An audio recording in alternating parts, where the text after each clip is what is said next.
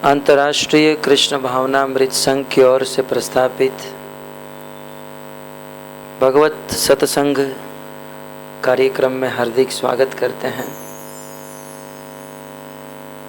हम सबका परम सौभाग्य है कि इस भयावह घोर कलयुग में भी भगवान के भक्तों का संग प्राप्त हो रहा है। कहते हैं संसार में अनेकों प्रकार के सत्कर्म हैं, परंतु समस्त सत्कर्मों में यदि श्रेष्ठ सत्कर्म यदि कोई है तो वो है भगवत भक्तों का संग। श्री रूप गोस्वामी भक्ति रसामृत सिंधु में मनुष्य जीवन का सर्वोच्च लक्ष्य, जिस कार्य के लिए हमें मनुष्य जीवन प्राप्त हुआ है, वह भगवान की प्राप्ति यदि हम सब करना चाहते हैं तो हमारे हृदय में भगवान के प्रति पूर्ण प्रेम होना चाहिए। और इस भगवत प्रेम को प्राप्त करने के लिए सर्वप्रथम साधन यदि कोई है तो वो है भगवान के भक्तों का संग। आदो श्रद्धा ततः साधु संग। हृदय में श्रद्धा उत्पन्न होकर साधुओं का संग करना चाहिए। भगवान श्री रामचंद्र भी रामायण में देवी शबरी को नवदा भक्ति का उपदेश देते हुए कहते हैं, प्रथम भगति संतन कर संगा, प्रथम भक्ति संतन कर संगा, दूसरी रति मम कथा प्रसंगा।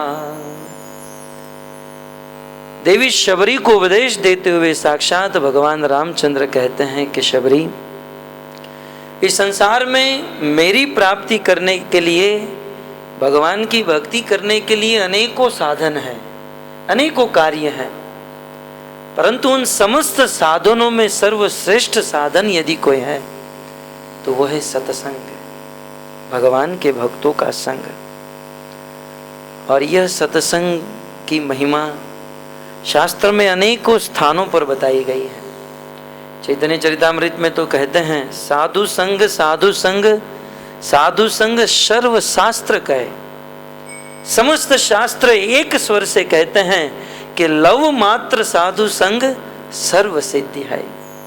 यदि थोड़े क्षण के लिए भी साधु की संगति हो गई तो जीवन की सर्वोच्च सिद्धि प्राप्त हो सकती है।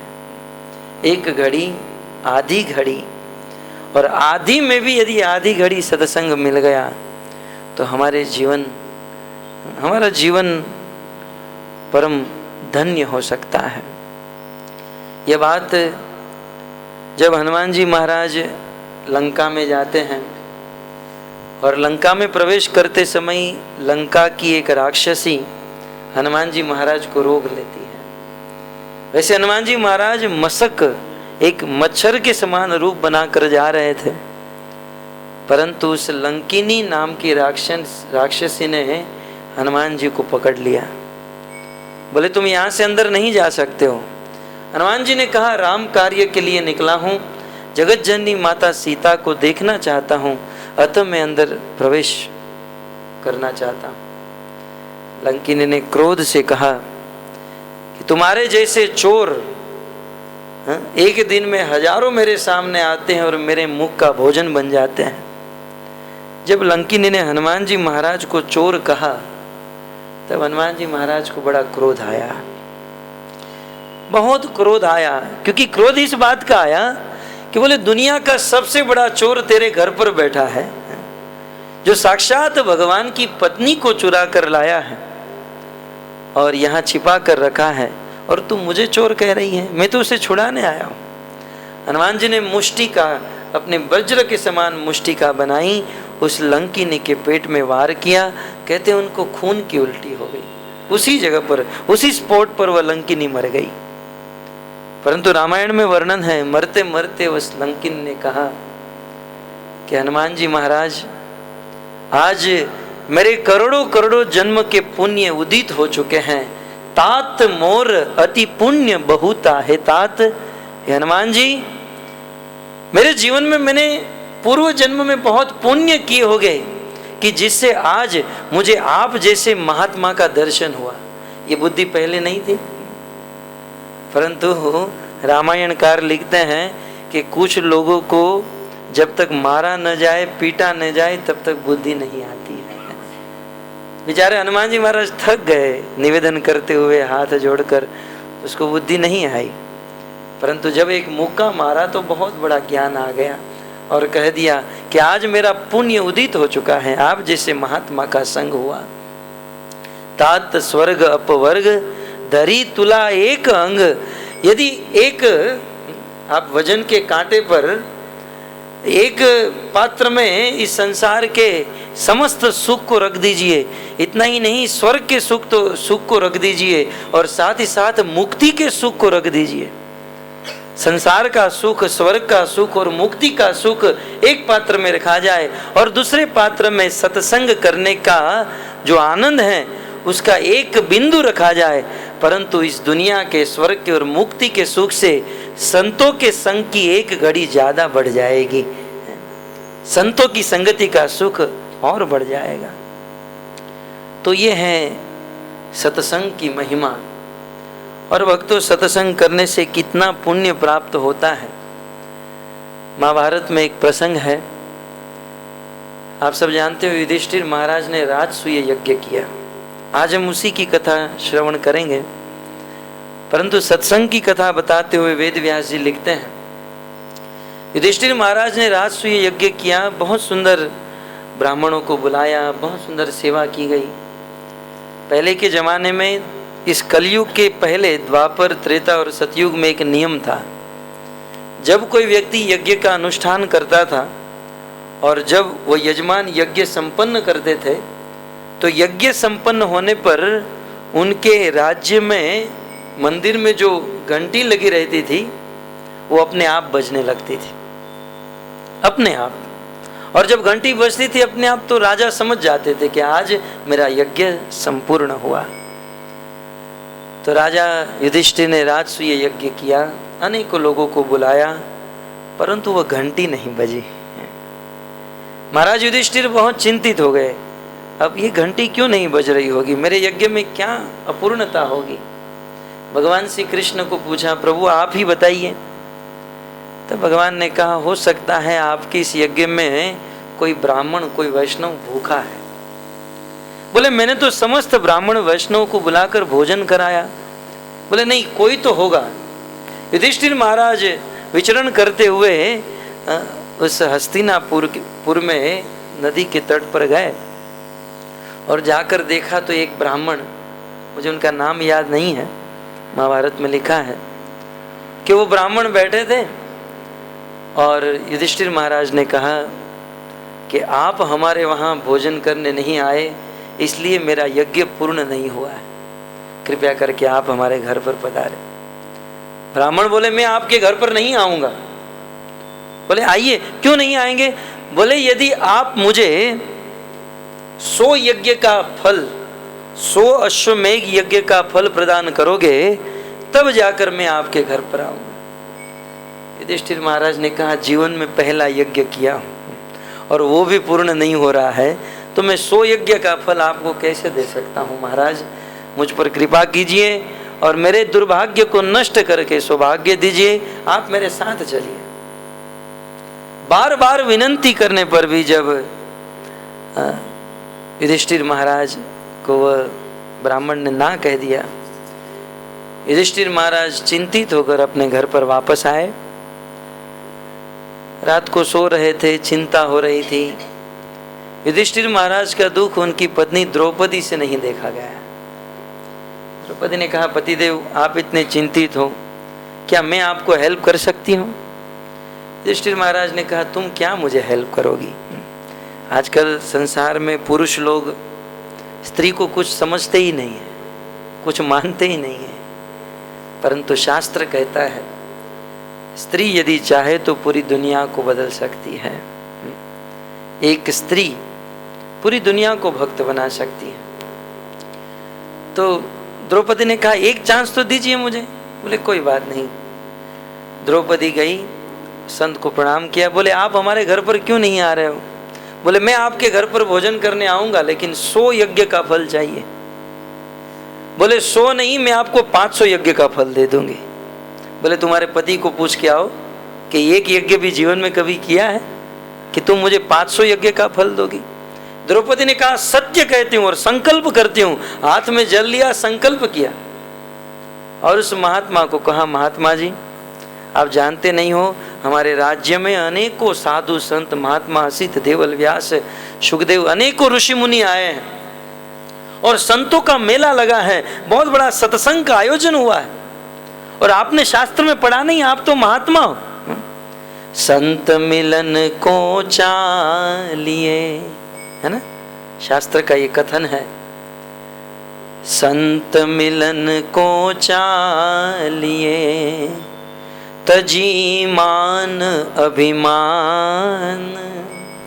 अपने सम्मान को और अभिमान को त्याग कर जब हम सत्संग में जाते हैं तो क्या प्राप्त होता है? संत मिलन को चालिए तजी मान अभिमान। एक एक पग आगे धरे।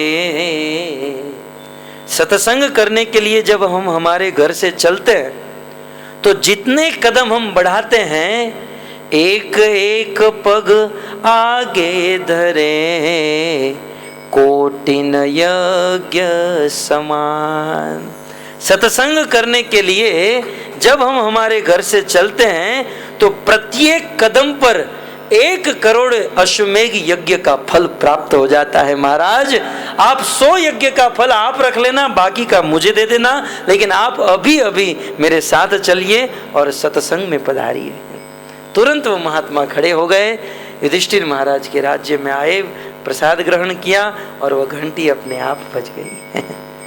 भक्तों कहने का तात्पर्य यह है भगवान के भक्तों का संग जहाँ पर होता है, सत्संग जहाँ होता है, वहाँ पर जब हम जाते हैं, जाकर भगवत कथा सुने ये तो दूर की बात है, लेकिन वहाँ जाने पर ही करोड़ों यज्ञ का फल प्राप्त हो जाता है। कई बार हमारे मुंबई में कुछ क्षेत्र में प्रवचन होते हैं और इनविटेशन भी दिया जाता है, आप आइए प्रवचन में। तो कुछ लोग कहते हैं कि हम कैसे आए, बहुत दूर पड़ता है, हम वहाँ दूर से आपके वहाँ कैसे आए। लेकिन महाभारत के सिद्धांत के अनुसार जो लोग दूर से आते हैं उसको तो ज़्यादा यज्ञ का फल प्राप्त होता है। और आज इसमें हम और पालिका माता जी जीत गए हैं, क्योंकि वो इस कोने से आए हैं और मैं उस कोने से आया हूँ। जो दूर से आते हैं तो वो ज़्यादा यज्ञ का फल प्राप्त होता है। तो ये है सत्संग का फल। और आज तो खैर संसार में सत्संग के नाम पर कुछ कुछ जगह पर असत्संग भी हो रहा है। सत्संग का अर्थ क्या होता है? सत का अर्थ क्या है? संघ का अर्थ तो आप जानते हैं, समुदाय, ग्रुप जो आपस में मिलते हैं। सत का अर्थ क्या है? सत का अर्थ होता है एग्जिस्टेंस। सत माने जो कभी नाश नहीं होता है, नित्य। तो इस संसार में एक ही वस्तु ऐसी है जिसका कभी नाश नहीं होता है। ये बिल्डिंग है, ये संसार है, संसार की जितनी भी वस्तुएं हैं, ये जितने भी शरीर हैं, ये सब का एक ना एक दिन नाश हो जाएगा। लेकिन भगवान एक ऐसे तत्व हैं जो कभी भी नाश नहीं होता है। चतुश्लोकी भागवत में भगवान कृष्ण ब्रह्मा जी से कहते हैं कि हे ब्रह्मा, अहम एव समेवाग्रे। इस सृष्टि के प्रारंभ में भी मैं था, आज जब सृष्टि चल रही है तब भी मैं हूँ।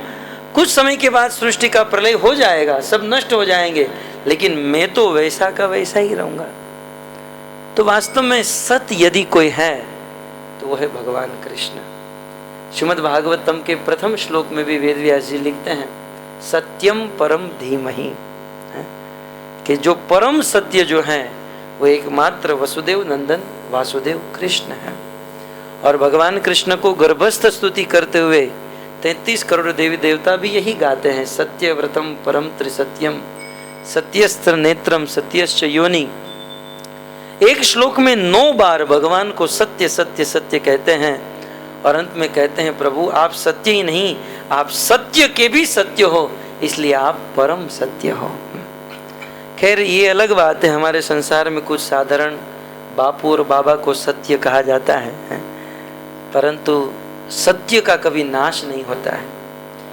इस जगत में कभी कभी कुछ लोगों को सत्य कहा भी जाए, परंतु वो सत्य नहीं है। सत्य एकमात्र भगवान।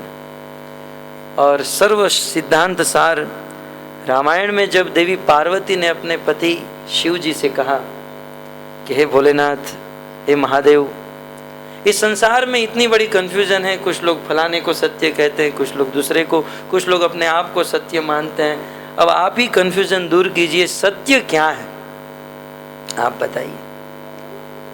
तब देवादिदेव महादेव कैलाशवासी अपनी पत्नी उमा पार्वती से कहते हैं कि प्रिय, मैं सत्य कहता हूँ और मैं मेरे जीवन का अनुभव बताते हुए कहता हूँ। भक्तों, 2 प्रकार का ज्ञान होता है। एक तो है शास्त्र का ज्ञान, वो पढ़ा लिखने वाला ज्ञान, परंतु दूसरा एक ज्ञान होता है जो अनुभव का ज्ञान होता है। तो अनुभव का ज्ञान जो है वो विशेष माना जाता है। भगवान भोलेनाथ अपने अनुभव से कहते हैं, उमा कहूँ अनुभव में अपना। रामायण की ये चौपाई है कि हे उमा, मैं मेरे जीवन का अनुभव बताते हुए कहता हूँ, उमा कहूँ अनुभव में अपना, सत हरि भजन जगत सब सपना। इस संसार में सत्य यदि कोई है तो वो है हरि का भजन, भगवान का भजन, कृष्ण की भक्ति, बाकी सब स्वप्न के समान, स्वप्न तुल्य। तो भक्तों, सत्संग उसे कहते हैं जहां पर भगवान कृष्ण की भक्ति होती है। तो ऐसे सत्संग को प्राप्त करके व्यक्ति भगवत प्रेम को प्राप्त कर सकता है, भगवान को प्राप्त कर सकता है। माता देवहूति को उपदेश देते हुए भगवान कपिल देव कहते हैं कि हे माँ, जब मेरे भक्त आपस में मिलते हैं, सताम प्रसंगान, जब सताम संत लोग आपस में मिलते हैं तब क्या होता है? क्रिकेट का स्कोर जानते हैं? प्राय कुछ लोग आपस में मिलते हैं तो यार क्रिकेट का स्कोर क्या हुआ, यार ये साड़ी तू कहाँ से लाई, ये ड्रेस मटेरियल बहुत अच्छा है। ये सत्संग का लाभ नहीं है, ये सत्संग का मूल उद्देश्य नहीं है। कभी कभी ऐसा हो जाता है, परंतु भागवत प्रमाण है। भगवान कपिल देव माता देवहूति से कहते हैं, सताम प्रसंगान, संत लोग जब आपस में मिलते हैं, मम वीर्य संविदो, तब मुझ कृष्ण की कथा बहती है, कथा रस धारा बहती है। सत्संग का यही मुख्य लाभ है, सत्संग करके भगवत कथा को सुनना। और जब कोई व्यक्ति ये भगवत कथा सुनने लगता है तो कहते भवंती रित कर्ण रसायणा कथा, ये भगवान की कथा कर्ण को आनंद देने वाली है, और यदि इस कथा के अर्थ को समझ जाए तो हृदय को आनंद देने वाली। हृदय श्रुत मधुर भी है और रित मधुर भी है।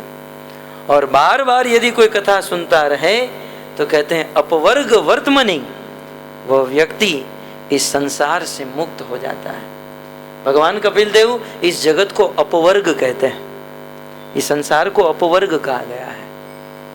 और भगवान के धाम को, क्षमा कीजिए, भगवान के धाम को अपवर्ग कहा गया और इस जगत को पवर्ग कहा गया। अब ये एक संस्कृत व्याकरण की थोड़ी सी उलझन है, लेकिन आपको बता दूं, भगवान का धाम अपवर्ग, यहाँ पर लिखा गया है कि भगवान की कथा सुनकर अपवर्ग की प्राप्ति होती है, अर्थात भगवान के धाम की प्राप्ति होती है। तो भगवान का धाम अपवर्ग है, ऊर्ध्व मूल अधः शाखा पुरुषोत्तम योग, 15वां अध्याय भगवत गीता। तो भगवान के धाम से बिल्कुल विरुद्ध प्रतिबिंब है। तो इस संसार को पवर्ग कहते हैं। आपने व्याकरण पढ़ा होगा, व्याकरण में जो संस्कृत या हिंदी व्याकरण पढ़े हैं उसमें वर्ग आते हैं। वर्ग माने वर्णमाला, आप सब जानते हैं, क ख ग घ, और वर्णमाला के बाद वर्ग आते हैं। क वर्ग माने क ख ग घ घ, 5 चीज होती हैं। च वर्ग माने च छ ज ज ज, और उसमें प वर्ग होता है। प वर्ग माने प फ ब भ और म, जानते हैं सब लोग हैं।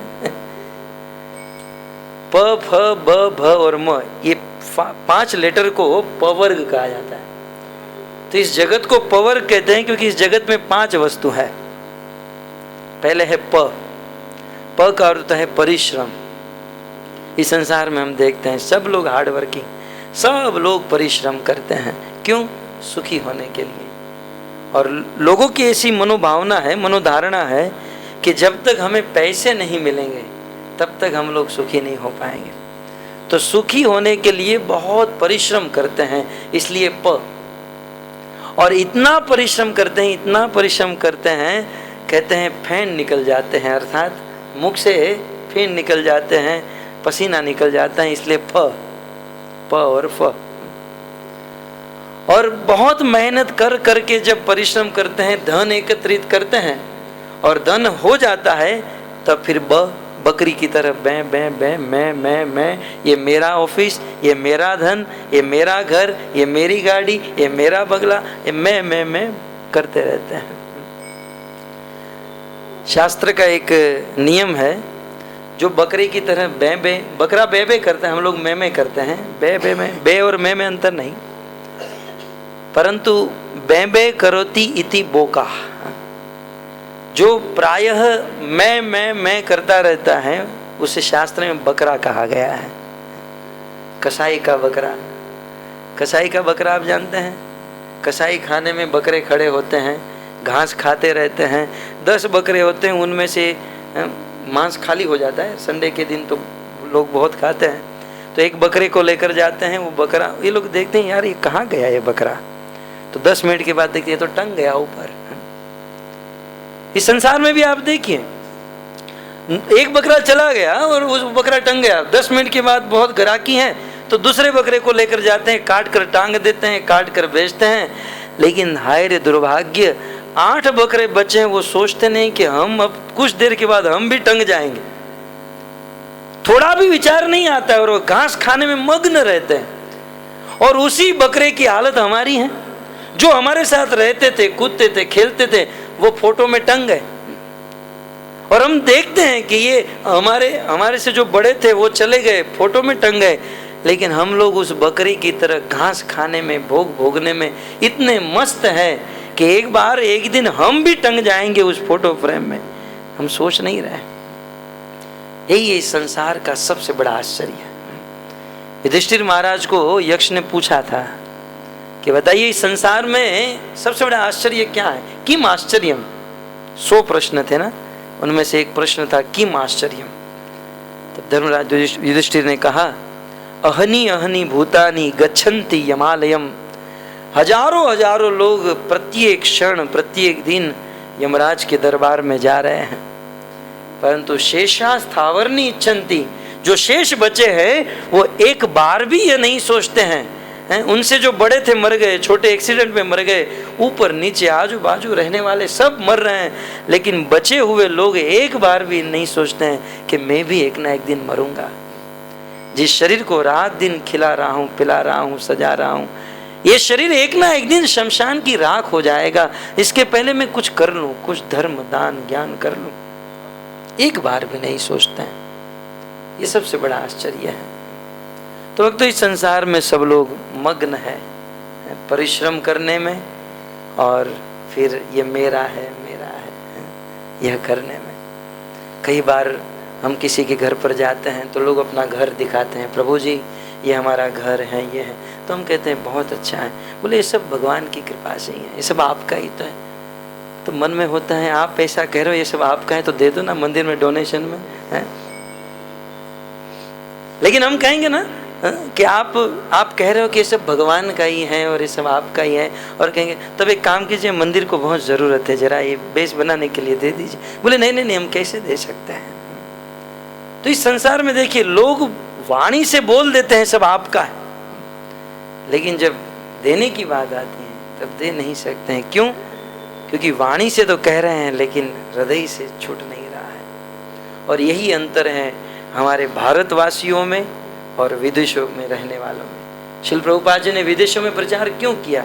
इसके पीछे एक कारण ये भी है, क्योंकि भारतवासी को कितना भी प्रवचन सुनाओ वो वाणी से कह देंगे हाँ हम कन्विंस हैं, आप जो कहेंगे सब सही है, लेकिन फिर वो जो करते थे वही करते आएंगे।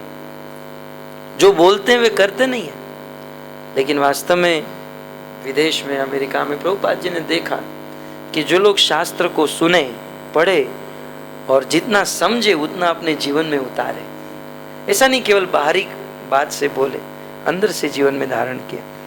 तो खैर प फ ब, जब बहुत धन प्राप्त हो जाता है फिर भय होता है, यार इसे कोई चुरा न ले, हैं कोई चोर न आ जाए, इंश्योरेंस कराते हैं, न जाने क्या क्या करते हैं।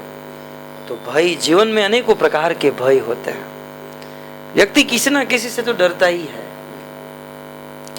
कुछ लोग अपने गुरु से डरते हैं, कुछ लोग अपने पुत्र से डरते हैं, कुछ लोग अपनी माता से डरते हैं, कुछ पिता से डरते हैं, किसी से न डरे तो पत्नी से तो डरते हैं, और पत्नी से भी नहीं डरते हैं तो मृत्यु से तो सब लोग डरते हैं। तो भय है, इस संसार में भय है। कोई कितना भी बॉडी बिल्डर क्यों ना हो, भय तो है सबको, क्योंकि ये संसार का स्वरूप है। तो प फ ब और भ और अंत में म का अर्थ है मृत्यु। संसार में मृत्यु भी है। मृत्यु जन्मताम वीर देहेन सहजायते। भगवान कृष्ण के पिता वसुदेव जी कंस को उपदेश देते हुए कहते हैं कि हे वीर, ये मृत्यु जो है जन्मताम, जन्म के साथ ही प्राप्त होती है, देहेन सहजायते। तो मृत्यु हम सबके जीवन में है। हम लोग कहते हैं कि वो मर गया, ये मर गया, और जो मर गए हैं उनके लिए रोते हैं। क्या हम लोग नहीं मर रहे हैं? हम लोग प्रतिदिन, प्रति घंटे, प्रति मिनट, प्रति सेकंड मर रहे हैं। हमारे जीवन की जो अवधि है, जो आयु है, प्रत्येक क्षण जा रही है, मौत के मुख में जा रहे हैं। तो भक्तों, ये बड़े दुख की बात है। कई बार लोग अपना बर्थडे मनाते हैं, जन्मदिन मनाते हैं, और जन्मदिन के दिन क्या करते हैं? अनेकों लोगों को बुलाते हैं, नाचते हैं, गाते हैं। परंतु वास्तव में जन्मदिन के दिन क्या नाचना और गाना चाहिए? क्या खुशी मनानी चाहिए? अरे भगवान के द्वारा जो उम्र मिली थी उसमें 1 साल कम हो गया, रोने की जरूरत है। और वो 1 साल में हम कुछ नहीं किए हैं, न भजन, न भक्ति, न साधन। परंतु धन्य है वह जन्मदिन जिस व्यक्ति के जन्मदिन के उपलक्ष्य में सत्संग होता है, भगवत कथा होती है। खैर, तो मृत्यु प फ ब भ म। परंतु यदि कोई व्यक्ति भगवान की कथा श्रवण करते हैं, सत्संग करते हैं, तो इस पवर्ग से मुक्त होकर अपवर्ग को प्राप्त कर लेते हैं। तो ये है सत्संग की महिमा। मैं तो कुछ आगे कथा करने जा रहा था, लेकिन सत्संग की महिमा में ही समय समाप्त हो गया। आइए 1-2 श्लोक मैं आपको सुना दूं। राजसूय सभा में, ये राजसूय सभा का आयोजन युधिष्ठिर महाराज ने किया, और इस सभा में अनेकों लोगों को बुलाया गया। आप सब जानते हैं, एक से एक लोग इस सभा में आए थे। भगवान श्री कृष्ण भी इस सभा में थे। परंतु भगवान श्री कृष्ण इस सभा में क्या कर रहे थे? जितने भी लोग आते थे उनके चप्पल को लेकर जूते स्टैंड पर रखने का काम कर रहे थे, और लोगों को भोजन कराकर उनके जूठे पत्थर उठाने का काम भगवान कृष्ण कर रहे थे। कृष्ण ने अपने आचरण से दिखाया कि संसार में जो सबसे निम्न कार्य है वो मेरी भक्ति में सबसे श्रेष्ठ कार्य माना जाता है। तो इस प्रकार राजसूय सभा, और अंत में एक बहुत बड़ा प्रश्न उठा कि इस राजसूय सभा में अग्र पूजा किसकी की जाए? इस सभा में सबसे बड़ा पूजनीय कौन है जिसकी पूजा सबसे प्रथम की जाए? तब कुछ लोगों ने कहा, युधिष्ठिर महाराज, आपके गुरु द्रोणाचार्य बैठे हैं, आप उनकी पूजा कीजिए। द्रोणाचार्य जी ने कहा, मेरी पूजा मत करो, यहाँ पर सूर्य की तरह चमकने वाले पितामह भीष्म बैठे हैं जो अखंड ब्रह्मचर्य व्रत का पालन किए हैं। बोले जो नैष्ठिक ब्रह्मचारी है वही व्यक्ति अग्र पूजा के योग्य हो सकता है। युधिष्ठिर महाराज जब पितामह भीष्म के पास गए, तब पितामह भीष्म और सहदेव, 5 पांडव में से जो सबसे छोटे हैं, सहदेव, बहुत सुंदर बात बताई कि इस संसार में और इस सभा में अग्र पूजा के योग्य यदि कोई है तो है एकमात्र कृष्ण। पितामह भीष्म ने भी इसका समर्थन किया। आप विचार तो कीजिए, पितामह भीष्म कहते हैं कि ये देखने में छोटा सा लड़का है, मुरलीधर है, बालक है, परंतु ये संसार का स्वामी है। बहुत सुंदर पितामह भीष्म कहते हैं कि आप लोग जानो या न जानो, हे पांडवों, युधिष्ठिर महाराज, ये अनंत कोटि ब्रह्मांड का अधिपति, इसके एक इशारे से ब्रह्मांड के ब्रह्मांड गिर सकते हैं। एक बार सुदर्शन चक्र धारण करे सृष्टि का विनाश हो सकता है। संसार का सर्जन करने वाला, पालन और प्रलय करने वाला जो आपके बीच में विराजमान है, नरसिंह अवतार धारण करके हिरण्याकश्यप को फाड़ दिया, परशुराम अवतार धारण करके 21 बार नक्षत्री कर दिया और वामन अवतार धारण करके 2 कदम में पूरे ब्रह्मांड को नाप दिया, वही समस्त पराक्रम ऐश्वर्य करने वाला ये और कोई नहीं, साक्षात कृष्ण है। और युधिष्ठिर, मैं तो इतना ही कहता हूँ कि ये साक्षात भगवान को तुमने क्या बना कर रखा है, अपना सारथी है? मातुलेयम, तुम इसे अपने मामा का पुत्र मानते हो? अरे तुम्हारे मामा का पुत्र नहीं है तो साक्षात भगवान है और इसी की अग्र पूजा होनी चाहिए। और भक्तों, उस समय भगवान कृष्ण की अग्र पूजा हुई। यद्यपि उस समय भगवान कृष्ण 16,108 पत्नियों के पति थे, 16,108 पत्नी थी, लेकिन फिर भी पितामह भीष्म ने भी समर्थन दिया कि यह नैष्ठिक ब्रह्मचारी है। यह है भगवान की महिमा। भगवान को कोई अपनी साधारण बुद्धि से नहीं समझ सकता है। परंतु उस सभा में सब लोग ने, दुर्योधन ने भी स्वीकार किया, हाँ अग्र पूजा कृष्ण की होनी चाहिए। सब लोग ने स्वीकार किया कृष्ण ही भगवान और उसी की अग्र पूजा। एक ऐसा व्यक्ति था जिसने स्वीकार नहीं किया था और वो था शिशुपाल। एक तो क्रोध जन्म से ही था इसको, शिशुपाल को जन्म से ही। महाभारत में लिखा है, भागवत में भी लिखा है कि जिस दिन अपनी माँ के गर्भ से जन्म लिया तो आज के बच्चे रोते हैं, ये सीधा कृष्ण को गाली दिया। ताला तेता है, तोतली बोली में लिखा है, कल भाषिणी तोतली बोली में कृष्ण को प्रथम गाली दिया। जन्म से ही कृष्ण से द्वेष रखता था। और बेचारे शिशुपाल का दोष नहीं था, सनकादिकों का श्राप था। आप सब जानते हैं ना, भागवत में कथा है जय विजय की। तो सनकादिकों के श्राप के कारण कृष्ण से द्वेष, ईर्ष्या करता था। एक तो जन्म से ही ईर्ष्या थी और ऊपर से इसका विवाह तय हुआ था रुक्मणी के साथ। इतनी अच्छी है, महाराष्ट्र की कन्या थी, विदर्भ देश राजा भीष्मक की कन्या, जिसका जन्म कुंडिनपुर में हुआ था। और उनका रुक्मणी का जो भाई रुक्मी था वो कैसे भी करके जरासंध का मित्र हो चुका था। और जरासंध को पूछा, यार बताओ मेरी बहन का विवाह किसके साथ कराऊं? मेरे पिताजी कहते हैं, मेरे भाई कहते हैं कृष्ण के साथ कराओ। जरासंध ने कहा, कृष्ण के साथ विवाह कराओगे? अरे वो तो कायर है, मेरे साथ युद्ध करते हुए रणभूमि को छोड़कर भाग गया, तो रण छोड़ है। अरे तुम्हें विवाह ही करना है तो इस सृष्टि में सबसे अच्छा आदमी यदि कोई है तो है शिशुपाल। सबसे सर्वगुण संपन्न। और गुण क्या था? कृष्ण से ईर्ष्या करता था, ये सबसे बड़ा गुण था। दुश्मन का दुश्मन दोस्त, एक सिद्धांत है। तो इसने कहा कि शिशुपाल के साथ विवाह कराओ, तो विवाह तय हो गया।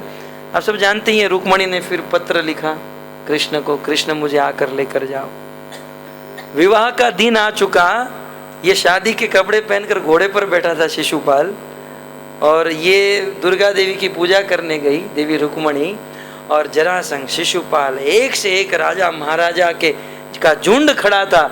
हजारों की मात्रा में सैनिक खड़े थे। और जैसे ही देवी माता की पूजा करके रुक्मणी वापस लौटी, उसी समय भगवान श्री कृष्ण अपने दिव्य रथ के ऊपर सवार होकर गए। बिजली की तरह वहां पर प्रकट हुए। लोगों की आंखें बंद हो गई। बोले बिजली हुई, कौन आया, कहां से आया, कैसे आया, रुक्मणी को लेकर कैसे चला गया, किसी को पता नहीं चला। और ढूंढने लगे रुक्मणी कहां गई, रुक्मणी कहां गई। सुखदेव गोस्वामी कहते हैं, जैसे एक सिंह हजारों सियालों के बीच में से अपना भाग लेकर चला जाता है, वैसे भगवान श्री कृष्ण इस शिशुपाल जैसे सियारों के बीच में से अपनी रुक्मणी को लेकर उड़ाकर चले गए। उस दिन से शिशुपाल को बहुत क्रोध था। और जब कृष्ण की अग्र पूजा हुई तब सब लोगों ने स्वीकार किया, लेकिन शिशुपाल ने स्वीकार नहीं किया। और भगवान ने शिशुपाल की माँ को कहा था कि देखो, मैं 100 गाली तक क्षमा करूंगा, परंतु 100 से 1 अधिक हो गया तो फिर मेरा सुदर्शन चक्र और इनका मस्तक। बोले कोई बात नहीं बेटा, मैं समझा दूंगी। लेकिन ये समझने वाला थोड़ी ना था। बहुत चिल्लाने लगा, भरी सभा में कृष्ण को बोलने लगा कि ये कृष्ण कपटी हैं, ऐसा है वैसा है। और अंत में जब शिशुपाल के पाप का घड़ा भर गया, भगवान श्री कृष्ण ने हाथ में सुदर्शन चक्र धारण किया, शिशुपाल का मस्तक काट दिया। परंतु सुखदेव गोस्वामी कहते हैं उस समय शिशुपाल के शरीर से एक दिव्य ज्योति निकली और भगवान श्री कृष्ण के अंदर समा गई। तब युधिष्ठिर महाराज ने नारद मुनि को पूछा, यहाँ से भागवत का 7वां स्कंद प्रारंभ होता है और ये भागवत का पूरा 7वां स्कंद ये राजसूय सभा में नारद मुनि और युधिष्ठिर महाराज का संवाद है। उसके अंतर्गत प्रहलाद महाराज इत्यादि की जो भी कथा है, ये पूरे 7वां स्कंद राजसूय सभा की।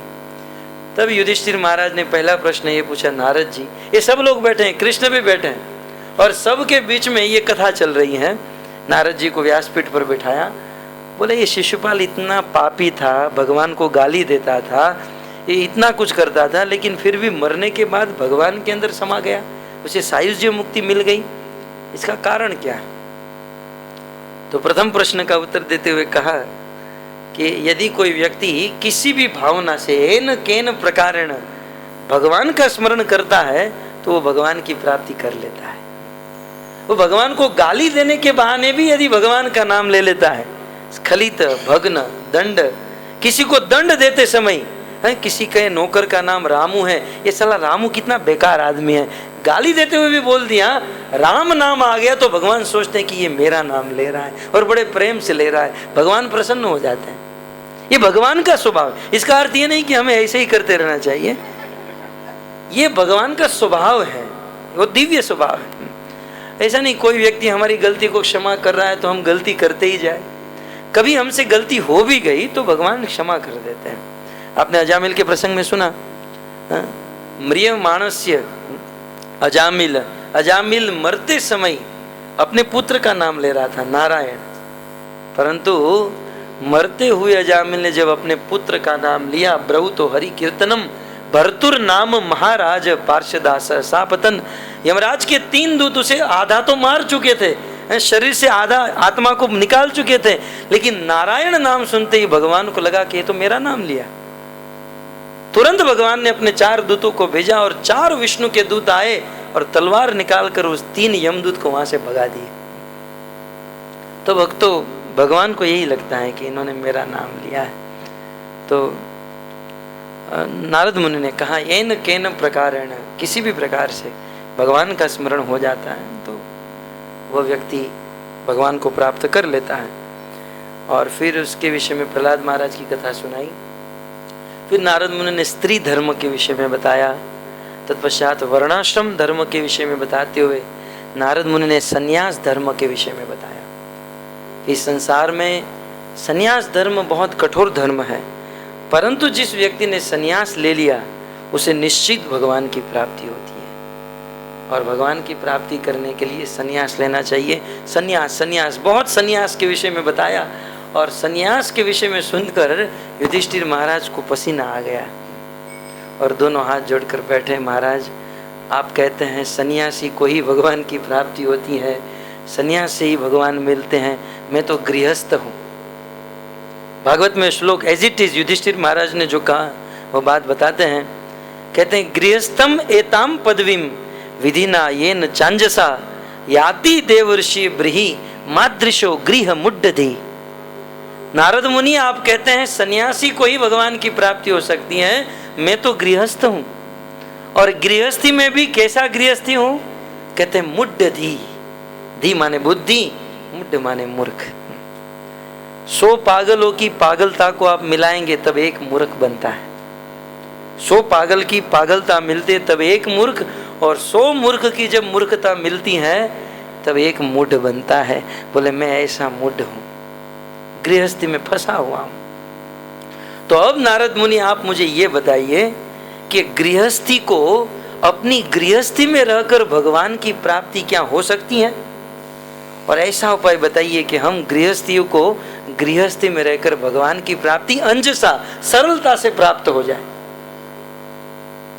तो युधिष्ठिर महाराज की इस जिज्ञासा को सुनकर नारद मुनि प्रसन्न हुए और गृहस्थी में रहकर भगवान की प्राप्ति कैसे हो सकती है, ये भागवत के 7वें स्कंद के 14वें अध्याय में बताया है। आप घर पर जाकर भागवत में पढ़ सकते हैं। हरे कृष्णा कृष्णा कृष्णा हरे हरे। के सुनना है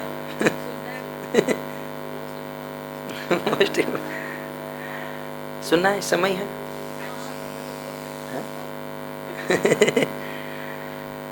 तो ये तो प्लेटफॉर्म तैयार हुआ कि गृहस्थियों के लिए आप बताइए। आइए थोड़ा, वैसे तो गृहस्थी धर्म के अनेकों श्लोक है और प्रत्येक श्लोक की अनेकों व्याख्याएं हैं, लेकिन मैं थोड़ा सा स्पर्श कर देता हूँ ताकि आपको एक उत्साह रहे और फिर कभी आपको जब पढ़ो या किसी से सुनो तो एक लिंक आपको मिल जाए।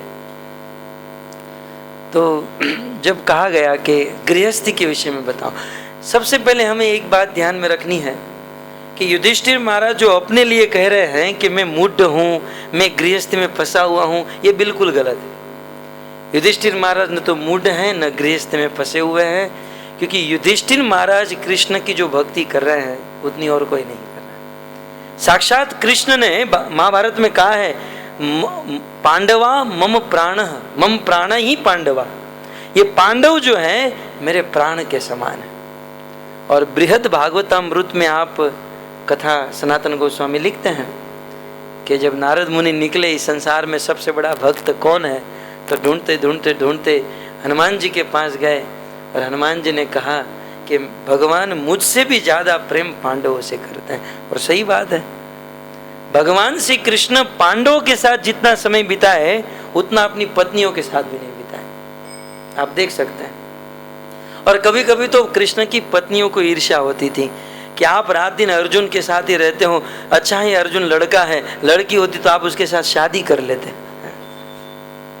इतना प्रेम करते थे पांडवों के साथ। और आप महाभारत में भी देख सकते हो पांडवों की रक्षा भगवान कैसे कैसे की है। पितामह भीष्म तो कहते हैं, कृष्ण वास्तव में आपका कुटुंब द्वारिका में नहीं, आपका कुटुंब तो अर्जुन का रथ है।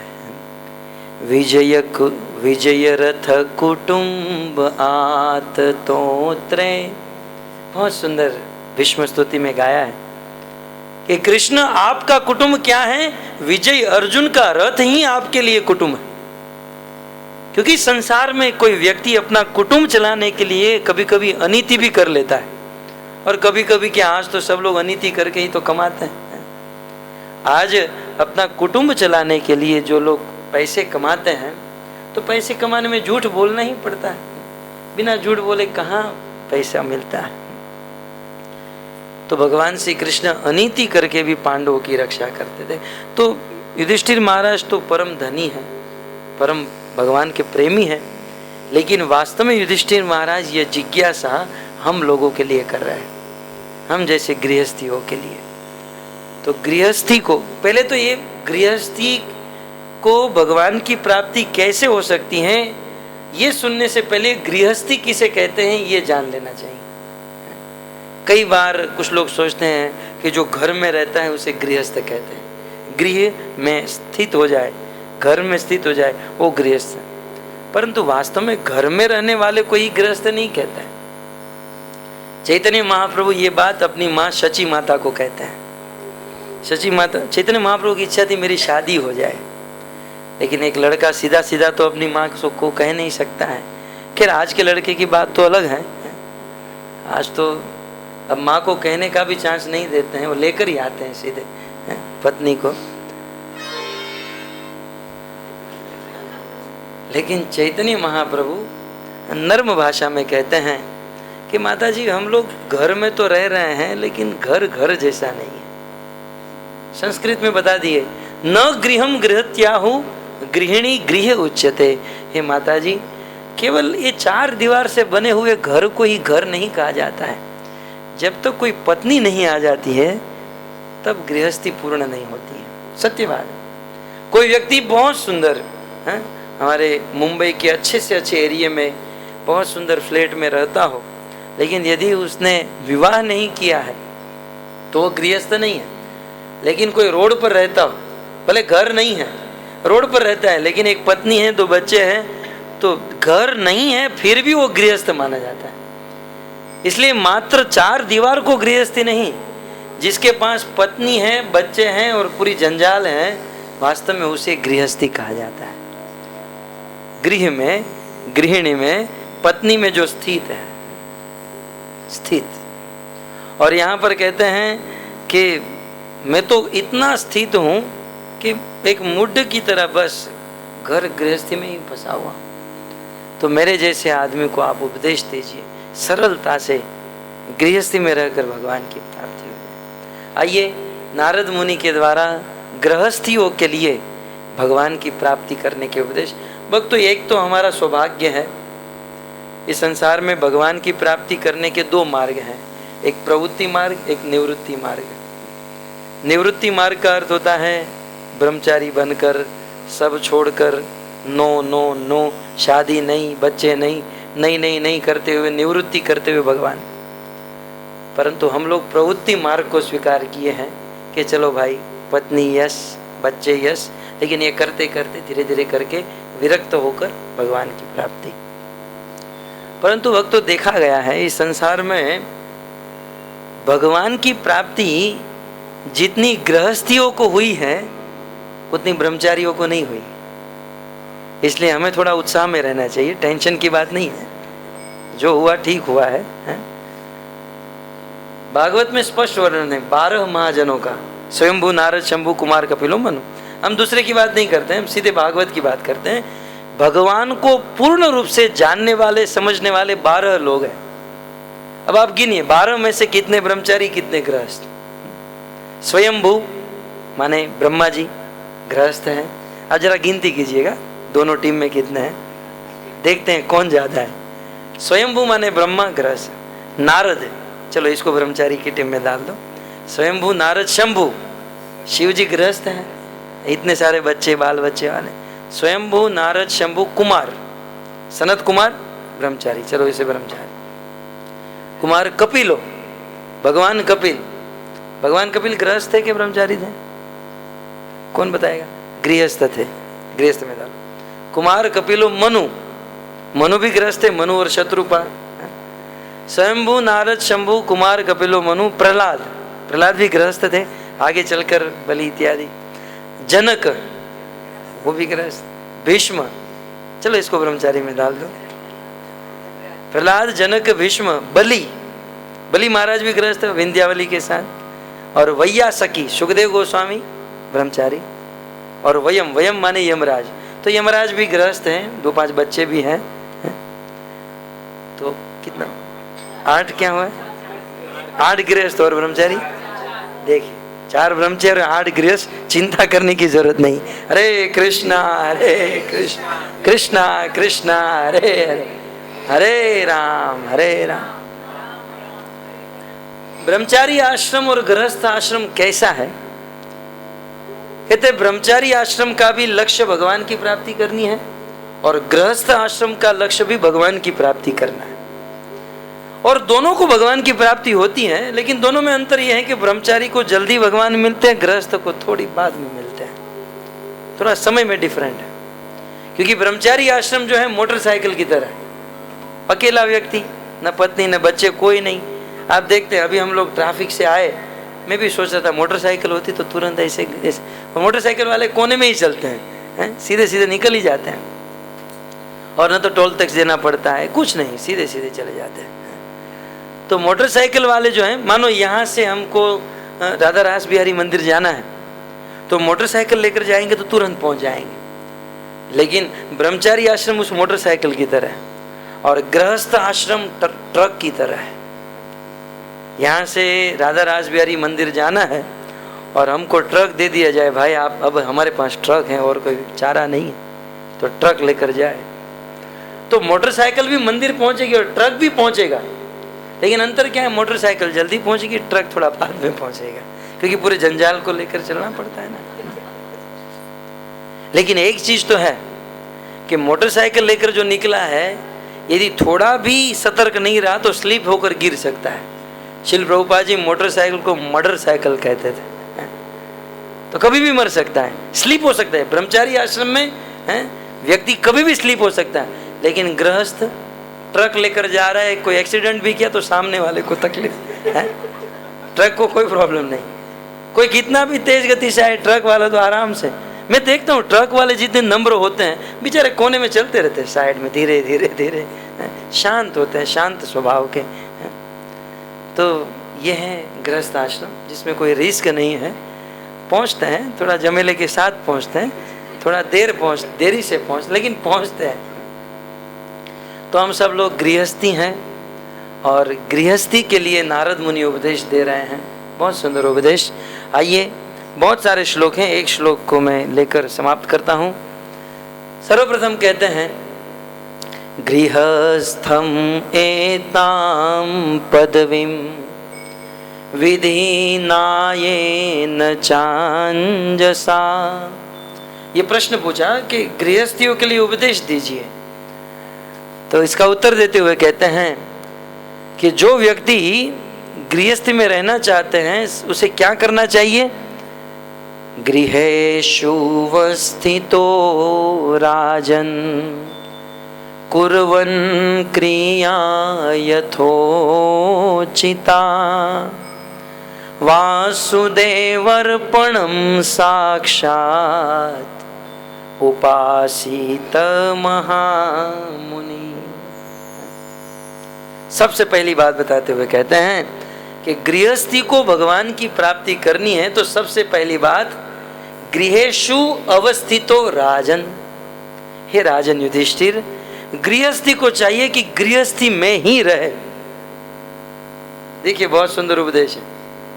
गृहस्थी से भटकने का प्रयास ना करे या गृहस्थी को छोड़कर भाग जाने का प्रयास ना करे। आजकल ऐसी फैशन चली है, कुछ लोग इस्कॉन में आते हैं, 2-5 महीने से भक्ति करते हैं और सोचते हैं मैं सब कुछ छोड़ दूंगा, मैं सब छोड़कर वृंदावन चला जाऊंगा। ये पत्नी और बच्चे माया है, ये पत्नी और बच्चे दुख का कारण है, और सब बस मन में यही सोचता है मैं सब छोड़ दूंगा, सब छोड़ दूंगा। लेकिन गृहस्थी के लिए सबसे पहला सिद्धांत उसे छोड़ना नहीं है। यदि छोड़ना ही था तो पहले शादी क्यों किया, पहले सोच लेना चाहिए ना। इसलिए सर्वप्रथम एक गृहस्थी को चाहिए कि कभी भी अपनी पत्नी, पुत्र, अपने स्वजन को न छोड़े, अपनी गृहस्थी में ही रहे। सीधे मैं संस्कृत का श्लोक बोल रहा हूं, गृहेषु अवस्थितो राजन। आपको समझ में आ रहा होगा कि गृह में भी अवस्थित रहना चाहिए राजन, इसे छोड़ना नहीं चाहिए। यदि छोड़ोगे तो सब डिस्टर्ब हो जाएंगे, और जो भी हो सब डिस्टर्ब हुए तो हम डिस्टर्ब हो ही जाएंगे। ये सत्य बात है। पति और पत्नी का झगड़ा हो, हम लोग भक्ति करते हैं, इस्कॉन में भी आते हैं और बहुत कुछ सुनते हैं सिद्धांत, लेकिन जिस दिन झगड़ा होता है भले माला जपते हैं लेकिन आनंद नहीं आता है, डिस्टर्बेंस लगता ही है। चाहे पति हो या पत्नी हो, मन में एक अभाव लगता ही है। क्यों? क्योंकि हम लोग पूर्ण शुद्ध नहीं हुए। देखिए कितनी सुंदर बात बताएं, इस संसार में कुछ लोग कई बार कुछ माताएं होती हैं, आती हैं कि प्रभु जी कुछ उपदेश दीजिए, तो हम सीधा कहते हैं शास्त्र में लिखा है स्त्रियों के लिए एक ही उपदेश। आज भी हमने मंदिर में प्रवचन सुना, स्त्रियों के लिए एक ही उपदेश, उनको अपने पति की सेवा करनी चाहिए। और स्त्रियां यही नहीं करना चाहती, बाकी सब कुछ करना चाहती। क्षमा कीजिएगा, मैं स्त्रियों की बात कर रहा हूँ, आप माताजियों की बात नहीं कर रहा।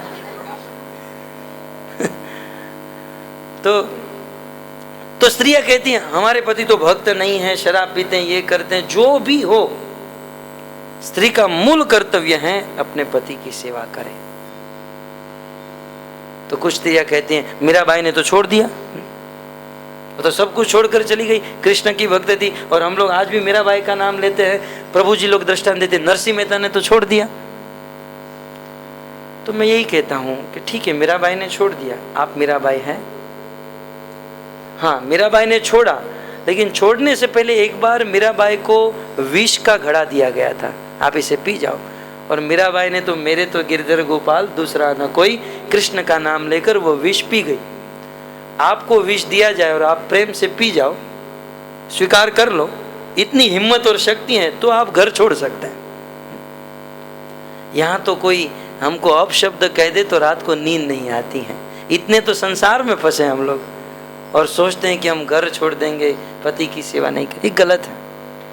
एक पत्नी को चाहिए पति की सेवा करे, भले कितनी भी भक्ति में लगे हैं, कितना हूँ हम भक्ति में लगे हैं, जब तक हम पूर्ण रूप से शुद्ध नहीं हो जाते हैं तब तक हमें संसार के समस्त कर्तव्यों को निभाना ही होगा। जैसे ठाकुर भक्ति विनोद और हमारे जो भी एक आचार्य है उनके अनुसार तो गृहेषु अवस्थितो राजन, गृह में ही रहना चाहिए। एक पुरुष को भी, पति को भी गृह में ही रहना चाहिए। लेकिन गृह में रहकर कार्य कैसे करने चाहिए सब सिखा रहे हैं। कहते हैं कुर्वन क्रिया यथोचिता, गृहस्थी में रहकर कर्तव्य का पालन करना है, लेकिन कितना? यथोचिता, यथा उचित, जितना उचित हो, मतलब जितना जरूरत हो उतना ही। इसके विवाह में जाना ही पड़ेगा, नहीं जाएंगे तो नहीं चलेगा, तो जाकर आ जाना चाहिए। लेकिन अब विवाह में किसी का निमंत्रण नहीं है, 3-4 रिलेशन बताकर और कैसे भी करके घसीट कर जाते हैं, आनंद लेते हैं, इसलिए नहीं, कर्तव्य को निभाने के लिए एटलीस्ट बस करने के लिए करना है तो करना है। गृहस्थी में रहना है तो ये सब करना होगा, इसे छोड़ने की जरूरत नहीं है। श्रील प्रभुपाद जी ने भागवत में लिखा है, स्त्री के लिए और पुरुषों के लिए भी, एक पुरुष को चाहिए कि निरंतर अपनी पत्नी और बच्चों की सेवा में लगा रहे, और स्त्री को चाहिए कि निरंतर अपने गृह के कार्य में, स्त्री को इसलिए गृहिणी कहा जाता है जो अपने गृह का कार्य करे गृहिणी में, और अपने समाज के जो उत्सव होते हैं उस उत्सव में भाग लेती रहे। नहीं तो होता क्या है कि एक स्त्री, आज के भक्त समाज में देखा गया है, एक स्त्री भक्ति के नाम पर अपने समाज को छोड़ देती है ना, अपने समाज को तिलांजलि देती है, इसलिए समाज का कोई कंट्रोल उस स्त्री के ऊपर नहीं रहता है, और भक्त समाज में भी उसको कंट्रोल करने वाला कोई नहीं, तब वह स्त्री स्वतंत्र बन जाती है, और ऐसी स्त्री समाज में अधर्म और उत्पात का कारण बन जाती है। भगवत गीता में अर्जुन इसी बात को लेकर दुखी कि अधर्म अभिभवात कृष्ण प्रदुष्यंती कुलस्त्रिय स्त्रीषु दुष्टासु वाष्णय जायते वर्ण संकर, यह धर्म प्रवेश हो जाएगा। अतः कुल मिलाकर सार ये है कि हम सब गृहस्थ हैं तो हम सबको चाहिए गृहस्थी में रहे और गृहस्थी में रहकर यथा उचित कर्म करें। यथा उचित माने बच्चों की सेवा, पति की सेवा, सास ससुर की सेवा, ये सब करते रहे, और पुरुषों के लिए अपने पत्नी के बच्चों का भरण पोषण जो है वो करते रहे। कुर्वन क्रिया यथोचिता, लेकिन कहते हैं जितना जरूरत है उतना ही करें। जरूरत से ज्यादा कर्तव्य बंधन का कारण बनता है, कर्म बंधन का कारण। जब हम हमारे कर्तव्य निभा रहे हैं तो ये कर्म बंधन नहीं है। पति की सेवा करना या पति के द्वारा पत्नी के लिए कमाना, ये कोई कर्म बंधन नहीं है, तो स्वाभाविक कर्म है। लेकिन जरूरत से ज्यादा हम लोग ज्यादा भोगेंगे, ज्यादा भोग करेंगे, ये बंधन का कारण। और इसका ज्वलन प्रमाण गजेंद्र, भागवत के 8वें स्कंद में गजेंद्र अपनी पत्नी और बच्चों के साथ विचरण कर रहा था, प्यास लगी, सरोवर में गया, पत्नी और बच्चों को जल पिलाया, यहाँ तक ठीक था। सुखदेव गोस्वामी ने कहा ये ठीक है, लेकिन अब गजेंद्र अपने सूंड में जल ले लेकर पत्नी के ऊपर फेंकने लगा। पत्नी थोड़ी शर्माने लगी, बच्चे नाचने लगे और बच्चों के साथ खेलने लगा। ये ठीक नहीं है। अपने पत्नी को और बच्चों को जल पिलाना, भोजन कराना है, और घर पर रह सके, रोज स्नान कर सके, ये व्यवस्था कर देना ठीक है। लेकिन रोज उठकर किसी स्विमिंग पूल में जाना है, सूरज वाटर पार्क और ये वाटर पार्क में जाकर भोग भोगना, ये तो कर्म बंधन है ना। इस बात को भी समझना चाहिए। कुछ लोग कर्म बंधन के नाम पर भोग भोगते हैं। तो गजेंद्र पत्नी बच्चों को जल पिलाया और जल पिलाकर निकल गया होता तो कोई आपत्ति नहीं थी, लेकिन उस सरोवर में खड़े रहकर फिर जल उछालने लगा, खेलने लगा, कूदने लगा, भोग भोगने लगा, तो सरोवर में रहने वाला वह ग्रह आया, गजेंद्र को खींच कर लेकर गया। तो इसी प्रकार काल हमको खींच लेगा यदि हम इस प्रकार समझते हैं। तो कुर्वन क्रिया यथोचिता, ये बहुत बहुत जरूरी चीज है। और हमारे लिए कितनी चीज आवश्यक है और अनावश्यक है, ये कौन बताएगा? इसका फैसला कौन करेगा? कई बार ऐसा होता है ना कि यहाँ पर शास्त्र में तो इतना कह दिया मोटा मोटी कि जितनी आवश्यकता है उतना ही कर्म करना चाहिए, उतना ही कर्तव्य। तो कुछ लोग कहेंगे कि मेरी आवश्यकता 1 करोड़ रुपए की है, तो अपनी आवश्यकता, अपना स्टैंडर्ड हम लोग फिक्स नहीं करेंगे, ये हमारे गुरु फिक्स करेंगे। इसलिए गुरु के पास जाना चाहिए, गुरु के पास जाकर ये जान लेना चाहिए कि हमारा कर्तव्य क्या है, हमारा कर्म का कमंडल कितना छोटा है, कितना बड़ा है, ये गुरुदेव बताते हैं। तो कुर्वन् क्रिया यथोचिता, और गृहस्थी में रहकर, गृहस्थी में रहना है, गृहस्थी की सेवा करनी है, लेकिन युधिष्ठिर उस गृहस्थी में आसक्त नहीं होना है। देखिए ये है तलवार के धार पर चलने के समान। कई बार कहते हैं ना शूरस्य धारा, भक्ति करना माने तलवार के धार पर चलना। तलवार की धार क्या है? बोले गृहस्थी में रहना है, कर्तव्य का पालन भी करना है, लेकिन उस गृहस्थी में आसक्त नहीं रहना है। सब माया के बीच में रहना है 24 घंटा, लेकिन माया से मोहित नहीं होना है। ये तो वैसा ही हुआ जैसे समंदर के बीच में रहकर पानी को स्पर्श नहीं करना है ऐसे बता रहे हैं। तब देखिए गृहस्थी धर्म कितना कड़ा धर्म है। समंदर के बीच में, गृहस्थी के बीच में रहना है, लेकिन गृहस्थी को स्पर्श नहीं करना है। श्रील प्रभुपाद जी एक बहुत सुंदर कहावत कहते हैं, जले नौका थाके तार खती नाई। बंगाली भाषा में, बंगला भाषा में कहते हैं कि आप नौका को देखते हैं ना, स्टीमर, नौका जब तक जल में है तब तक कोई क्षति, कोई प्रॉब्लम नहीं। ठीक उसी प्रकार हम लोग गृहस्थी में रहते हैं, कोई तकलीफ नहीं। जले नौका था कि तार खती नहीं। जैसे जल में नौका खड़ी है तो नौका को कोई प्रॉब्लम नहीं। हम गृहस्थी में रहते हैं, हमको कोई प्रॉब्लम नहीं, लेकिन जल यदि नौका में आ गया तो डूबेगी।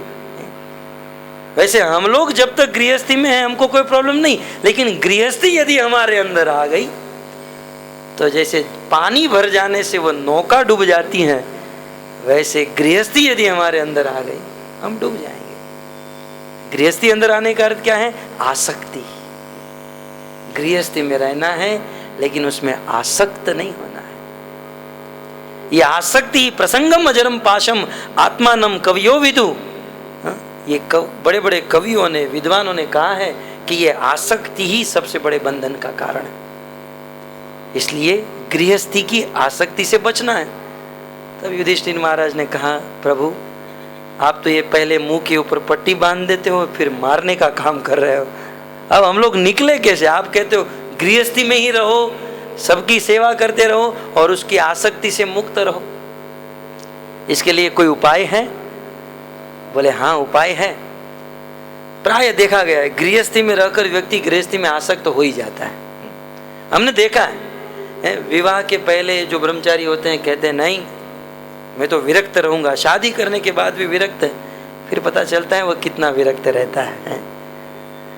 पत्नी आगे आगे पति पीछे पीछे। हमने आंखों से देखा। एक बार एक पत्नी मंदिर में गई, अपना सैंडल निकाल दिया तो वो तो सीधी सीधी मंदिर में चली गई। वो पतिदेव बेचारा वो सैंडल लिया, अपनी झोले में रखा और फिर आगे चलने लगा। शास्त्र में सुना था कि सती नारी हुआ करती थी जो अपने पतियों की सेवा करती थी, लेकिन कलयुग में सती नहीं रही, सता रह गए हैं।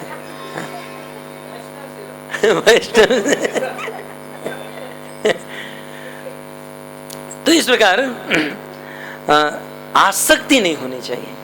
आसक्ति दुख का कारण। तो प्रश्न युधिष्ठिर महाराज ने मानो ये प्रश्न पूछा कि गृहस्थी में रहना है, कर्तव्य भी करना है, लेकिन गृहस्थी की आसक्ति से मुक्त होकर रहना है तो कोई उपाय? बोले हाँ, वासुदेव अर्पणम साक्षात उपासित महामुनि। गृहस्थी में रहो, परंतु गृहस्थी में रहते रहते महामुनियों को अपने घर पर बुलाओ।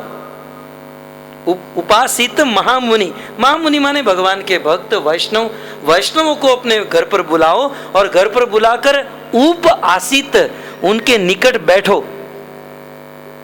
और उनके निकट बैठकर उनके मुख से सुनो।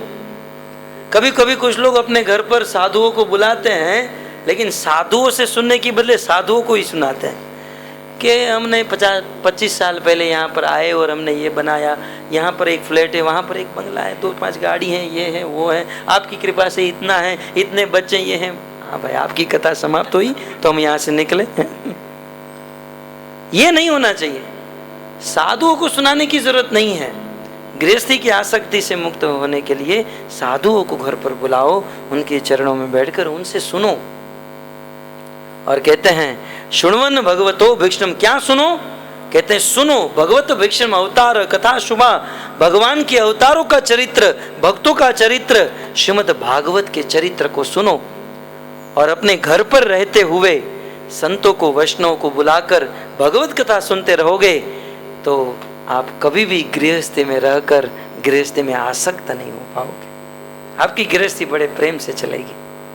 और चाणक्य पंडित ने भी नीति शास्त्र में कहा है कि जिसके घर पर पर्याप्त मात्रा में धन है, पत्नी आज्ञाकारिणी है, पुत्र अपने वश में है, और जिनके घर पर वैष्णव का आगमन, वैष्णव का भोजन, सत्संग, कथा कीर्तन होता है, यत्र स्वर्ग इव ही, उसे स्वर्ग में और वैकुंठ में जाने की जरूरत नहीं, उसका जीवन ही वैकुंठ बन जाता है।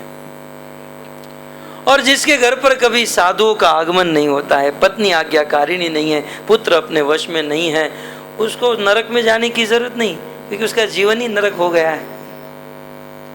तो वक्त तो ये है। तो बहुत सुंदर यहाँ पर बताया साधुओं को बुलाना चाहिए। केवल एक श्लोक की बात बताई, आगे 20-25 श्लोक है। अनेकों बातें हैं गृहस्थियों के लिए। कहते हैं गृहस्थी में घर पर जो कीड़े इत्यादि होते हैं, कॉकरोच आदि, उसे भी अपनी संतान समझकर उसका पालन करना चाहिए। ये सब आगे आता है, आ रहा है। आप कभी सुन लीजिएगा। आत्मवत पुत्रम पश्येत, लिखा है नारद मुनि ने।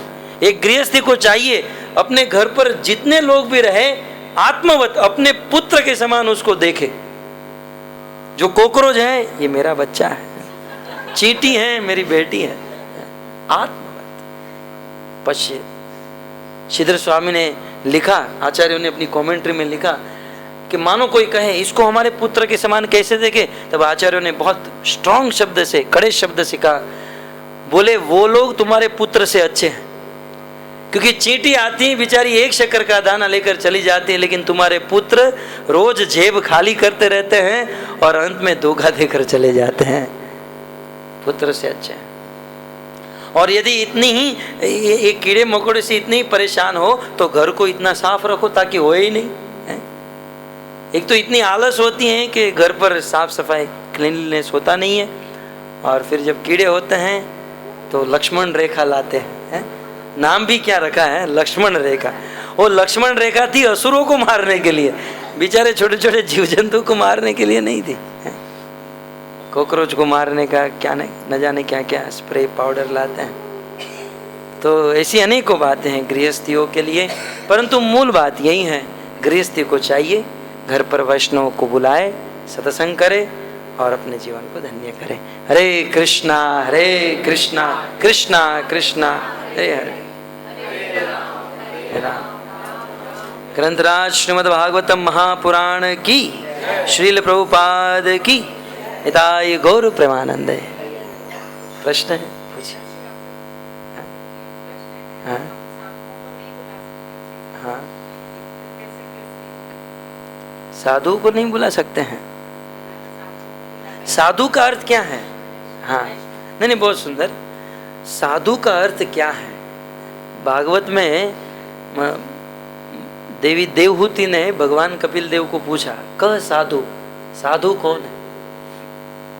तो साधु का अर्थ ये नहीं कि जो लंबी लंबी जटा है, धोती कुर्ता पहनते हैं, किसी वस्त्र से कोई साधु नहीं बनता है। साधु गुणों से बनता है ना? तो क्या है साधु का गुण?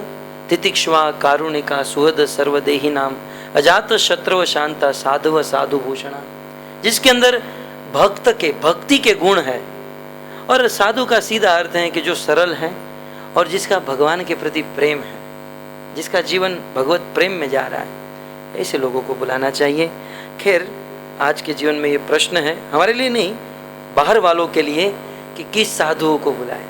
हम तो धन्य हैं, प्रभुपाद जी की कृपा से हमें इस्कॉन मिला और इस्कॉन के साधु भक्त मिले, तो हमारे लिए तो ये प्रश्न नहीं है। तो जो उच्च कोटि के भक्त होते हैं उनको घर पर बुलाना चाहिए। और उच्च कोटि और नीच कोटि के भक्त का स्टैंडर्ड कहाँ से फिक्स होता है? भगवान के ऊपर श्रद्धा से। जिस व्यक्ति को भगवान में ज़्यादा श्रद्धा है वो बड़ा भक्त है, कम श्रद्धा है वो छोटा भक्त है। लंबी शिखा हो जाए, धोती कुर्ता हो जाए, इससे कोई भक्त नहीं। भगवान के प्रति प्रेम और समर्पण कितना है, जिसका ज़्यादा प्रेम और ज़्यादा समर्पण वो बड़ा भक्त है, चाहे किसी भी वस्त्र में। तो इसे खोजना चाहिए। भगवान ने हमें जो बुद्धि दी है, ये बुद्धि इसीलिए दी है ताकि शुद्ध साधुओं को, भक्तों को खोजे और उनकी सेवा करे। ये करना ही होगा और ये हमको समय निकाल कर ढूंढना होगा, याचना करनी होगी और बुलाना होगा। चैतन्य चरितामृत में लिखा है, महत कृपा के बिना न तो कोई व्यक्ति भक्ति में आ सकता है, न तो भक्ति में टिक सकता है, न भक्ति में प्रगति कर सकता है। महत कृपा तीनों काल में आवश्यक है। जैसे चैतन्य महाप्रभु कहते हैं ना, भक्ति लता बीज। ये भक्ति जो है लता के समान है और लता जो है सपोर्ट के बिना ऊपर नहीं चल सकती है। आप प्लांट जानते हैं ना, छोटे छोटे मनी प्लांट भी एक है, तो लोग उसमें एक लकड़ी रख देते हैं, तो लकड़ी का अवलंबन करके वो ऊपर चढ़ती है, या किसी दीवार का अवलंबन, उसे किसी ना किसी का सहारा चाहिए और सहारा नहीं मिलेगा तो वो नीचे की ओर चली जाएगी। ठीक उसी प्रकार हमारी भक्ति उस लता के समान है। ऊपर उठाना चाहते हैं तो महत शुद्ध भक्तों का सहारा चाहिए, उनकी सेवा चाहिए, नहीं तो ऊपर बढ़ेगी नहीं। तो उसी को हमें खोजना है, ढूंढना है और बुलाना है। ठीक है, हाँ, बहुत सुंदर। देखिए यहाँ पर लिखा गया है कि गृहेषु अवस्थितो राजन कुर्वन् क्रिया यथोचिता। गृहस्थी को अपना कर्तव्य निभाना चाहिए, है ना। तो गृहस्थी का एक बहुत बड़ा कर्तव्य है श्राद्ध। हम सब गृहस्थियों का कर्तव्य है हम श्राद्ध का पालन करें। क्यों? ये श्राद्ध किसके लिए होता है? हमारे पितरों के लिए, हमारे पिता या उनके पिता या उनके पिता। भक्तों, भागवत में कहा गया, ये भागवत धर्म की बात मैं कर रहा हूं, भागवत में कहा गया है, देवर्षि भूताप्त नृणाम पितॄणाम। इस संसार में हमारे ऊपर अनेकों प्रकार के ऋण हैं। वो गिनाते हुए कहते हैं देवर्षि, पहले तो देवताओं का ऋण है। अब ये बहुत बड़ी बड़ी व्याख्या है, देवताओं का ऋण किस प्रकार से है फिर कभी सुनेंगे, लेकिन देवताओं का ऋण है, ऋषि मुनियों का ऋण है, नृप राजा का ऋण है, वो तो टैक्स के रूप में हम चुका रहे हैं। नृणाम पितृणाम, और साथ ही साथ पितरों का हम पर ऋण है। क्या ऋण है? पितरों ने हमें गोत्र दिया, उस पितरों के कारण ही आज हमें जन्म, हमारे शरीर को जन्म मिला, तो हमारे ऊपर पितरों का भी ऋण है। इसलिए हमको चाहिए कि हम श्राद्ध करें और पितरों के ऋण से मुक्त हो। और जब कोई व्यक्ति भक्त बन जाता है, कभी कभी कुछ लोग कहते हैं भक्त को ये करने की जरूरत नहीं, ये सत्य बात है, लेकिन उस भक्त को ये करने की जरूरत नहीं जो शुद्ध भक्त है। अब सोचना है हम शुद्ध है या नहीं, क्योंकि भगवान श्री रामचंद्र ने भी श्राद्ध किया था, चैतन्य महाप्रभु ने भी श्राद्ध किया था। उन्होंने अपने आचरण से बताया कि श्राद्ध करना चाहिए। ये श्राद्ध क्यों होता है? हमारे पितृ मृत्यु के बाद यमराज के लोक में जाते हैं। पितृलोक, यमराज जी का एक लोक है पितृलोक। उस पितृलोक के देवता का नाम है अयरमा और उसका वाहन है कौवा। तो वहाँ पर पितृलोक में साल में एक बार भोजन होता है, श्राद्ध पक्ष में, और पूरे साल तक वो पितृ भूखे रहते हैं और तड़पते रहते हैं। उनकी इच्छा होती है कि बस अब ये श्राद्ध का महीना आएगा और मेरे बच्चे, मेरे सन, मेरा ग्रैंडसन मुझे भोजन पहुंचाएगा। कई बार लोगों को श्रद्धा नहीं होती कि यहाँ पर हम भोजन देते, वहाँ कैसे जाता है, परंतु जब ये भोजन हम श्राद्ध के रूप में ब्राह्मणों को खिलाते हैं या कौवे को खिलाते हैं, हो सकता है हमारे शहरों में कौवे नहीं मिल रहे हैं, कौवे को इसलिए खिलाते हैं क्योंकि पितृ लोक के जो देवता है अयरमा, उसका वाहन है कौवा, तो कौवे जो खाते हैं वो पितृलोक में पहुंचता है। अथवा हम जब ब्राह्मणों को खिलाते हैं तो ब्राह्मणों को खिलाया हुआ भोजन पितृलोक में प्राप्त होता है। तो ब्राह्मणों को, कौवे को खिलाना चाहिए, जिससे हमारे पितृ प्रसन्न होते हैं। ये सत्य बात है।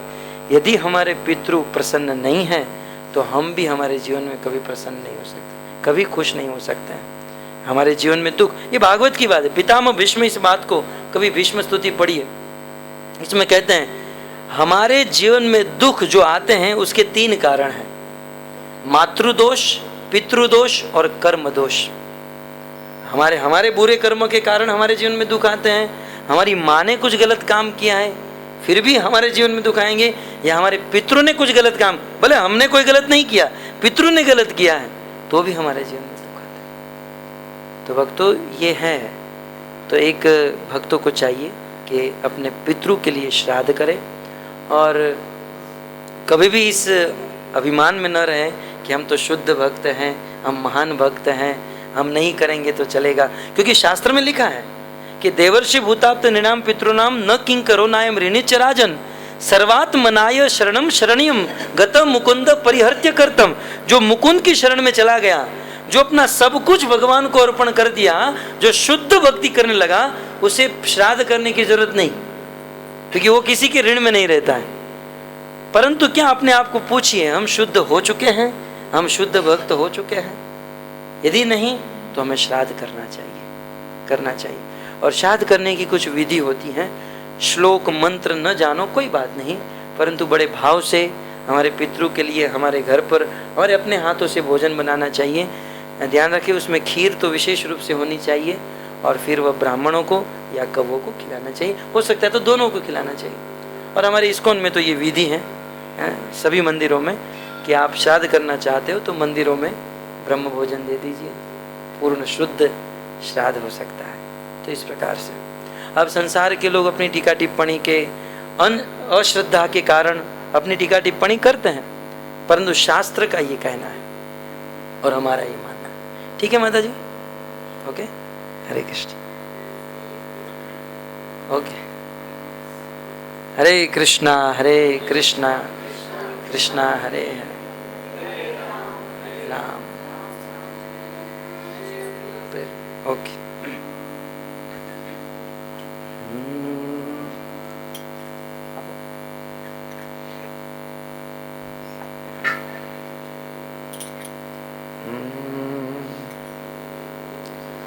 नमस्ते नरसिंहाय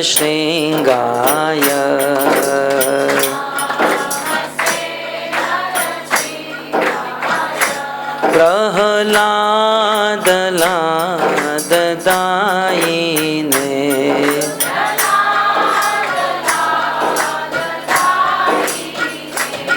प्रहलाद लाददायिने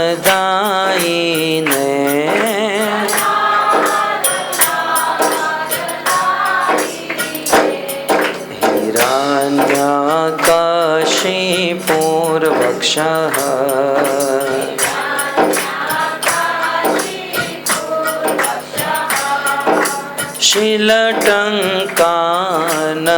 शीलटङ्कानखालये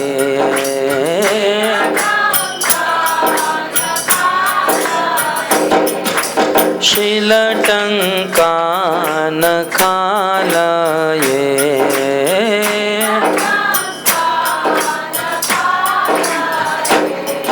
इतो नरसिंहा परतो नरसिंहा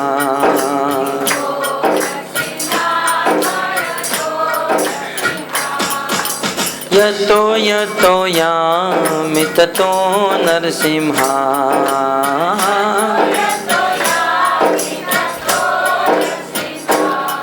बाहेर नरसिंहा हृदये नरसिंहा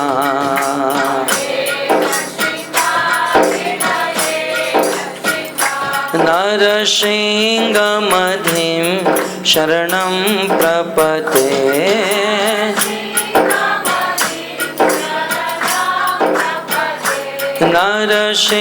नरसिंहमधिं शरणं प्रपद्ये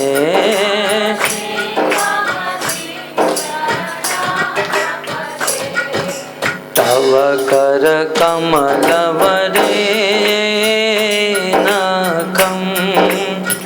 अद्भुत श्रृंगार दलिता हिरण्यकशिपो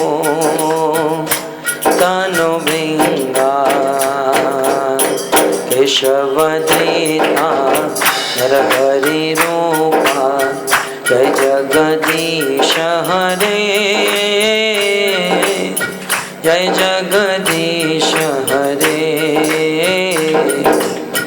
जय जगदीश हरे। तव कर कमल वरे अद्भुत श्रृंगार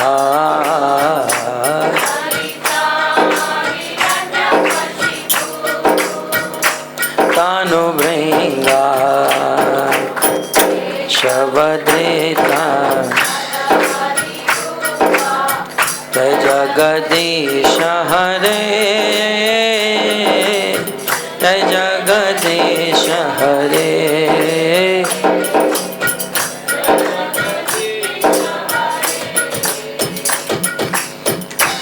केशवद्रेता नर हरि रूपा जय जगदीश हरे जय जगदीश हरे जय जगदीश हरे केशवद्रेता नर हरि रूपा जय जगदीश हरे जगदीश हरे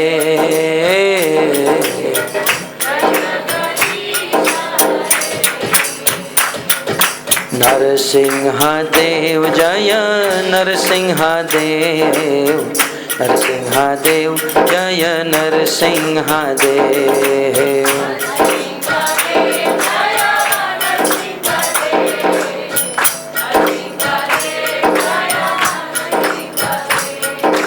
प्रहलाद महाराज जय प्रहलाद महाराज प्रहलाद महाराज जय प्रहलाद महाराज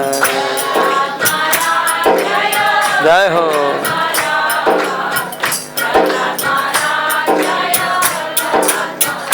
जय जय प्रभुपाद प्रभुपाद प्रभुपाद प्रभुपाद